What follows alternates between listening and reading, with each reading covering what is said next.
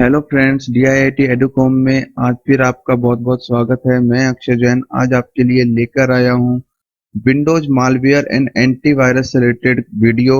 आज हम जानेंगे कि मालवेयर यानी वायरस, बॉम्ब्स, स्पाईवेयर, ट्रोजन ये सब क्या होते हैं और एंटीवायरस हमारा क्या होता है और कैसे हम एंटीवायरस को इंस्टॉल करते हैं और कैसे हमारा एंटीवायरस काम करता है।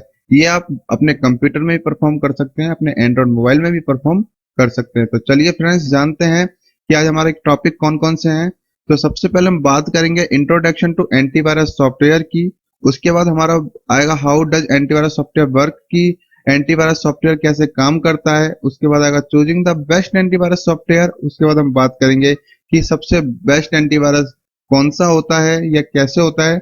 उसके बाद हम बात करेंगे steps to install antivirus, antivirus को किस प्रकार से किस टाइप से इंस्टॉल किया जाता है। और एक एंटीवायरस मैं आपको इंस्टॉल करके दिखाऊंगा एंड कॉन्फ़िगर भी करके दिखाऊंगा बाय प्रैक्टिकली, जैसे कि आप एग्जांपल दे रखा है मैकेफ्री का। इस टाइप से मैं आपको एक एंटीवायरस जो है वो इंस्टॉल भी करके दिखाऊंगा एंड कॉन्फ़िगर भी करके दिखाऊंगा। तो चलिए फ्रेंड्स स्टार्ट करते हैं। सबसे पहले हम बात करते हैं the most dangerous computer virus of all time. जो सबसे ज्यादा मोस्ट डेंजर एंटीवायरस हैं जो कब कब किस किस ईयर में रिलीज हुए उनके बारे में हम बात करेंगे, क्या क्या इम्पैक्ट हुए थे उसके बारे में हम बात करेंगे। तो सबसे पहला जो हमारा वायरस था वो था CIH, जो आया था 1998 में और जिसने एस्टिमेट डैमेज किया था 20 से 80 मिलियन डॉलर वर्ल्ड वाइड, पूरी दुनिया में 20 से लेके 80 मिलियन डॉलर्स का जिसने नुकसान किया था for data losses, for system losses etcetera. उसके बाद आया था मलेशिया जो आया था 1999 में, 1999 में, जिसने एस्टिमेट डैमेज रहा है जिसका 300 से लेके 600 मिलियन डॉलर्स। तो फ्रेंड्स उसके बाद नेक्स्ट आता है हमारा आई लव यू। यहाँ आई लव यू प्यार वाला नहीं है, यहाँ आई लव यू एक वायरस का नाम है जो आया था सन 2000 में, जिसने एस्टिमेट डैमेज किया था कम से कम 10 से 15 बिलियन डॉलर का। ऐसे ही फ्रेंड्स बहुत सारे हमारे टॉप 10 वायरसेज हैं जो अलग अलग टाइम में अलग अलग ईयर में आए थे और जिन्होंने बहुत ज्यादा डैमेज किया था। जैसे कि आप स्क्रीन पर देख पा रहे हो, आप सारे स्क्रीन पर देख पा रहे हो कि कौन सा वायरस किस सन में आया, उस वायरस का नाम क्या था और उस वायरस ने कितना डैमेज किया था वर्ल्ड वाइड। इसके बाद हम बात करेंगे friends introduction to antivirus software. A computer connected to the internet is always at high risk and it always recommended to install the antivirus software on the system. A computer virus can be degrade the perform of the computer and can delete the stored computer data. An antivirus program that protect the computer against virus, bombs, spyware, trojan, etc. जो हमारा antivirus होता है वो हम install करते हैं और हमारा जो कंप्यूटर होता है वो इंटरनेट से कनेक्टेड रहता है। जब हमारा कंप्यूटर कनेक्टेड होता है इंटरनेट से, सबसे ज्यादा उसी टाइम पे हमारे कंप्यूटर के अंदर हाई रिस्क होता है, मतलब बहुत ज्यादा सिक्योरिटी उस टाइम हमें जरूरत होती है वायरस से बचने के लिए, बॉम्ब से बचने के लिए, स्पाईवेयर से बचने के लिए, इन शॉर्ट मालवेयर से बचने के लिए। तो उस टाइम पे हमें बहुत ज्यादा जरूरत होती है कि हमारा जो सिस्टम है, हमारा जो लैपटॉप है उसके अंदर हमारा एक एंटीवायरस सॉफ्टवेयर इंस्टॉल हो। सेकंड चीज बात आती है, अगर हमारे सिस्टम में एंटीवायरस है, अगर कोई वायरस हमारे सिस्टम में आता है बाय ऑफलाइन या ऑनलाइन, ऑनलाइन फॉर एग्जांपल हम इंटरनेट यूज कर रहे हैं, इंटरनेट के जरिए कोई वायरस हमारे सिस्टम में आ गया तो इजीली हमारा एंटीवायरस क्या करता है, उस वायरस को डिलीट कर देता है। अगर ऑफलाइन आता है फॉर एग्जांपल अगर पेन ड्राइव कनेक्ट करने से आ गया, सीडी डीवीडी कनेक्ट करने से आ गया, तो भी हमारा एंटीवायरस उस वायरस को डिटेक्ट करेगा और उसको डिलीट करेगा। फिर चाहे वो आपका वायरस हो, बॉम्ब्स हो, स्पाईवेयर हो, ट्रोजन हो, एक्सेट्रा, कोई भी, मतलब इन सबका एक पैकेट, जो वायरस है, बॉम्ब से, स्पाईवेयर, ट्रोजन है, इन सबका एक पैकेट को हम मालवेयर के नाम से जानते हैं। वो एक पूरा कंप्लीटली पैकेट होता है। अलग अलग हम अगर इन्हें रेक्टिफाई करें, अलग अलग अगर हम इन्हें देखें तो ये वायरसेस अलग होंगे, बॉम्ब्स अलग होंगे, स्पाईवेयर अलग होंगे, ट्रोजन अलग होंगे। तो इसके बाद हम बात करेंगे choosing the best antivirus software. सबसे अच्छा एंटीवायरस कौन सा होता है, उस एंटीवायरस के अंदर क्या क्या फैसिलिटीज होनी चाहिए। तो सबसे पहली बात आती है ऑटोमेटिक अपडेट। आपका जो एंटीवायरस है वो ऑटोमेटिक अपडेट होना चाहिए, उसके अंदर फीचर होना चाहिए कि वो ऑटोमेटिक अपडेट हो। Second, spyware detection and prevention. जो आपका एंटीवायरस है वो स्पाईवेयर है या वायरस है या बॉम्ब्स हैं, इन शॉर्ट मालवेयर, उसको डिटेक्ट कर सके और उसका प्रिवेंशन, मतलब उसको डिटेक्ट करके डिलीट भी कर सके। आपके एंटीवायरस के अंदर ये फैसिलिटी होनी चाहिए। उसके बाद ईमेल स्कैनिंग। आपके जो मेल्स आते हैं, चाहे वो जीमेल पे हो, आउटलुक पे हो या किसी भी ईमेल के थ्रू आपके जो मेल्स आते हैं वो हर मेल को क्या करे, स्कैन करे अलग अलग पोर्ट से। SMTP पोर्ट होता है, पॉप होता है, तो इन पोर्ट के थ्रू वो क्या करे, आपके ईमेल को स्कैन करे। ये फीचर भी आपके एंटीवायरस में होना चाहिए। हैकर ब्लॉकिंग, अगर कोई हैकर आपके सिस्टम पे अटैक करने की कोशिश कर रहा है या अटैक कर रहा है तो आपके सिस्टम में हैकिंग ब्लॉकर का ऑप्शन होना चाहिए। आपके एंटीवायरस सॉफ्टवेयर के अंदर ये फैसिलिटी होनी चाहिए। उसके बाद आता है फायरवॉल। फायरवॉल की कैपेसिटी आपके एंटीवायरस के अंदर होनी चाहिए। डिफॉल्ट फायरवॉल एक जनरेट होना चाहिए कि आपका जो सिस्टम फायरवॉल को उसको ऑन ना करके जो आपका एंटीवायरस का फायरवॉल है वो ऑटोमेटिक अपडेट रहे और ऑन रहे। उसके बाद टेक्निकल सपोर्ट, अगर आपके एंटीवायरस में कोई प्रॉब्लम आती है तो उस एंटीवायरस की कंपनी का आपको टेक्निकल सपोर्ट 24 आवर्स मिलना चाहिए और आप इजीली उनसे डिस्कस कर सकते हैं, अपनी क्वेरी कर सकते हैं और अपने एंटीवायरस के बारे में आप उनसे कोई भी क्वेश्चन पूछ सकते हैं। तो आपका टेक्निकल सपोर्ट स्ट्रांग होना चाहिए आपके एंटीवायरस का। उसके बाद कहते हैं पेरेंटल कंट्रोल। पेरेंटल कंट्रोल बहुत अच्छा फीचर होता है और एंटीवायरस में ये जरूर होना चाहिए। पेरेंटल कंट्रोल क्या होता है, बच्चों को अनवांटेड वेबसाइट से बचाना, बच्चों को अनवांटेड यूजेस से बचाना या अनवांटेड कोई भी एक्सेस ना देना। तो ये पेरेंटल कंट्रोल आपके एंटीवायरस में होना चाहिए, तो ये बेस्ट फीचर है। उसके बाद हम बात करेंगे इजी इंस्टॉलेशन।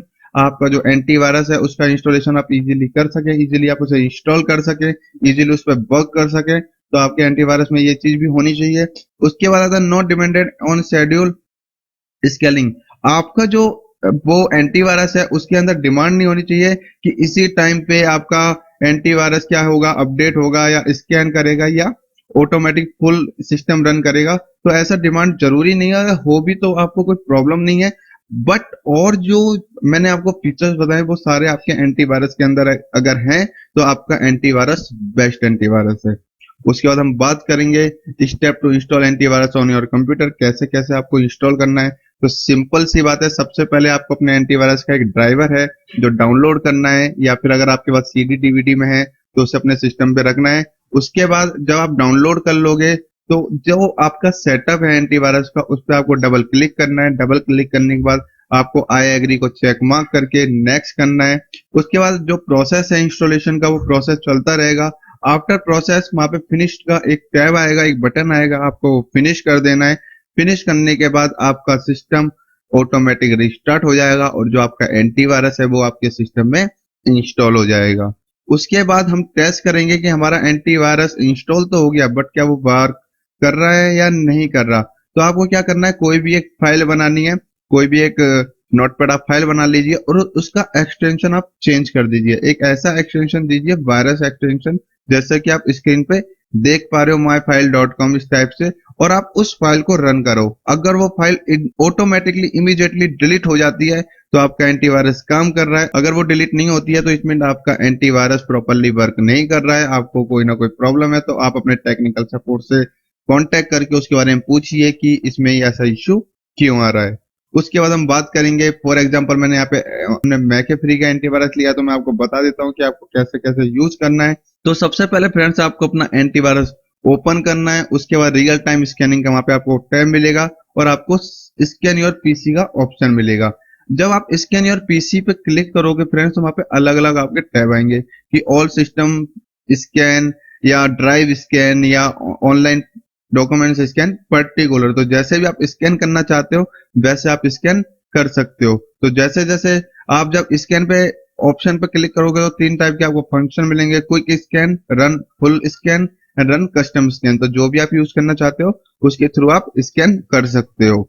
इसके बाद आता है, जब फ्रेंड्स आपका सिस्टम स्कैन हो गया है, कुछ टाइम बाद आपने देखा कि आपको एंटीवायरस देखना है और आपका एंटीवायरस दिखा रहा है कि your computer is in risk, आपका कंप्यूटर रिस्क के अंदर है। तो आपको उस टाइम पे क्या करना है, अपना फुल कंप्यूटर को स्कैन करना है या अपना रियल टाइम स्कैनिंग सेटिंग में जाके एक टाइम फिक्स कर देना है कि डेली टाइम, कि डेली 1 क्लॉक के अंदर ये मेरा सिस्टम ऑटोमेटिक स्कैन होना चाहिए, फुल स्कैन होना चाहिए। तो आपका जो सिस्टम है वहां पे हमेशा लिखा आएगा ग्रीन लाइन में कि योर कंप्यूटर इज सिक्योर्ड या योर कंप्यूटर इज प्रोटेक्टेड।